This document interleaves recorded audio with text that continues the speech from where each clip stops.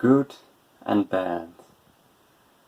We do like to put things in boxes, give them labels. This is good, that is bad. But really, is that useful? Because really what you're doing when you say something is good, the other thing is bad, is you're limiting your experience.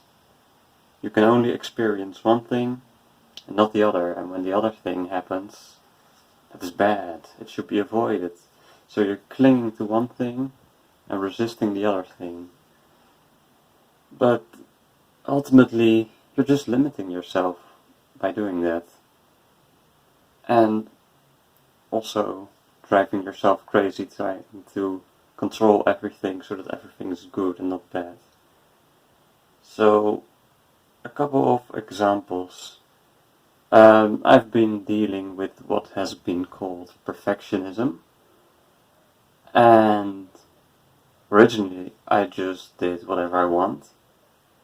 Then the idea came, oh, this is not good enough, it should be better, this is good, this is bad.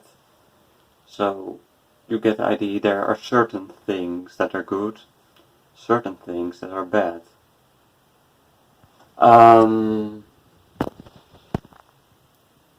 But that limits the creativity, it limits your spontaneity, it makes it very difficult to just act.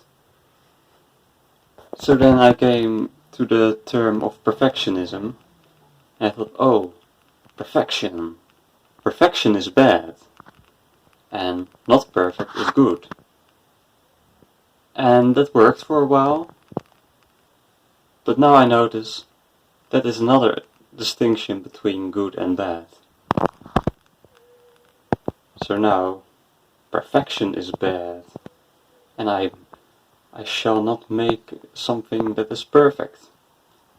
But now I will have to realize that there is no good or bad.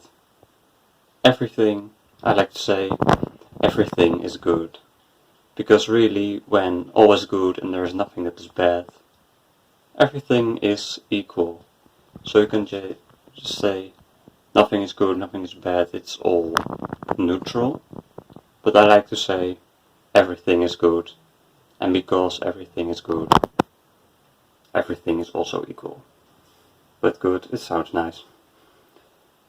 So now, learning to also embrace perfection, embrace imperfection, and when you can have both of the opposites, good and bad, when you can see them all as good, there's just complete freedom.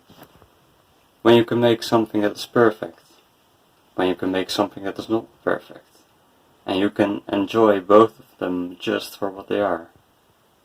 There's just complete freedom and there's nothing holding you back. And another thing is thinking.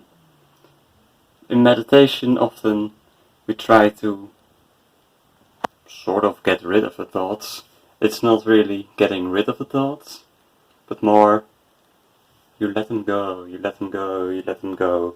But it's easy to think, oh, I need to let go of my thoughts, I need to let go of my thoughts. Letting go of my thoughts is good. Holding on to my thoughts is bad. And now another thing, that's another good and bad distinction. And now I'm trying to realize being without thoughts is good, but having thoughts is also good. And there's a lot to learn from your thoughts. Thoughts can bring great ideas and stuff. And even when there's negative thinking, it is also a very important sign because it leads you to where there is some hidden wounds or whatever, some places that you're hurt about. So they're also useful. So now trying to be okay with not having thoughts, be okay with having thoughts. It's all good. And then there's a place for silence, and there's a place for noise. There's a place for having inner peace, and there's a place for a lot of inner chaos and thoughts and thinking. To let them both have the place and accept all of them for what they are. Be okay with all of them, and then you can choose whenever you want. Okay, now I feel the need for being without thoughts. So then you empty yourself. Then you can think, oh, this is a time for brainstorming, having a lot of thoughts and ideas. Then you can also do that. So there's no good or bad. Can you see all things as good? Bring the good and bad both in the equal goodness. So that's my day's inspiration.